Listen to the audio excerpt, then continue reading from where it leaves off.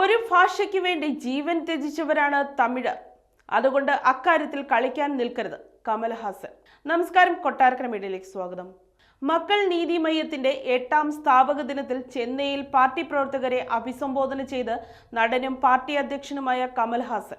ചെന്നൈയിലെ MNM ആസ്ഥാനത്ത് Kamal Haasan party പതാക ഉയർത്തി. ഹിന്ദി അടിച്ചേൽപ്പിക്കുന്നതിനെതിരെ തമിഴ്നാടിന്റെ ചരിത്രപരമായ പോരാട്ടത്തെക്കുറിച്ച് അദ്ദേഹം അനുസ്മരിച്ചു. ഭാഷാ പ്രശ്നങ്ങളെ നിസ്സാരമായി കാണുന്നവർക്ക് കമൽഹാസൻ മുന്നറിയിപ്പും നൽകി. ഒരു ഭാഷയ്ക്ക് വേണ്ടി ജീവൻ ത്യജിച്ചവരാണ് തമിഴർ. അതുകൊണ്ട് അക്കാര്യത്തിൽ കളിക്കാൻ നിൽക്കരുത്. കുട്ടികൾക്ക് പോലും ഏത് ഭാഷയാണ് വേണ്ടതെന്ന് അറിയാം.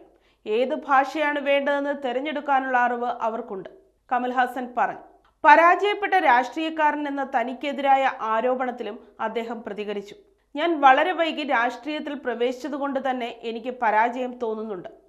20 വർഷം മുമ്പ് ഞാൻ രാഷ്ട്രീയത്തിൽ പ്രവേശിച്ചിരുന്നെങ്കിൽ എൻ്റെ പ്രസംഗവും നിലപാടും വ്യത്യസ്തമാകുമായിരുന്നു, അദ്ദേഹം പറഞ്ഞു.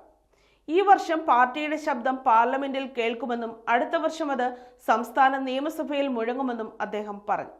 2026 തമിഴ്നാട് നിയമസഭാ തെരഞ്ഞെടുപ്പിനുള്ള തയ്യാറെടുപ്പുകൾ ആരംഭിക്കാൻ അദ്ദേഹം തന്റെ അനുയായികളോട് അഭ്യർത്ഥിച്ചു. അവരുടെ സജീവ പങ്കാളിത്തത്തിന്റെ പ്രാധാന്യത്തെക്കുറിച്ചും അദ്ദേഹം പറഞ്ഞു. ഇന്ന് തങ്ങൾക്ക് 8 വയസ്സായി, ഒരു കുട്ടിയെപ്പോലെ വളർന്നു വരുന്നു.